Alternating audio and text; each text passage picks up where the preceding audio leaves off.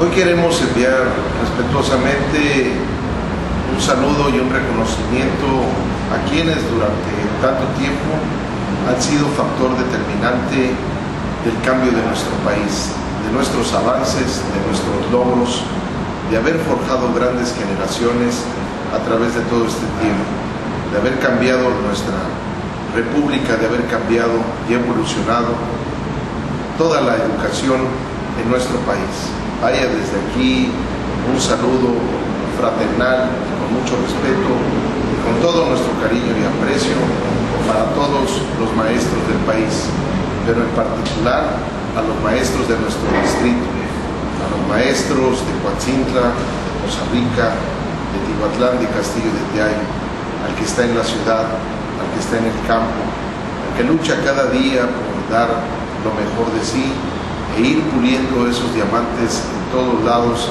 a través de la educación.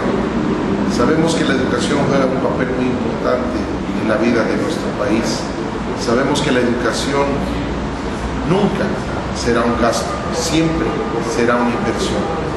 Que nuestro reto y el destino de nuestro país y el cambio y el mejoramiento de nuestro Estado está en el rubro educativo.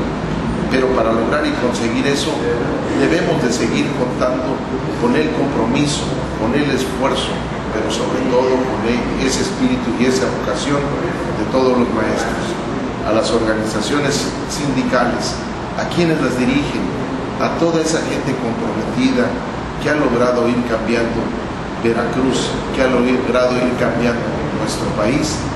Todo nuestro aprecio, todo nuestro respeto, toda nuestra admiración, todo nuestro cariño.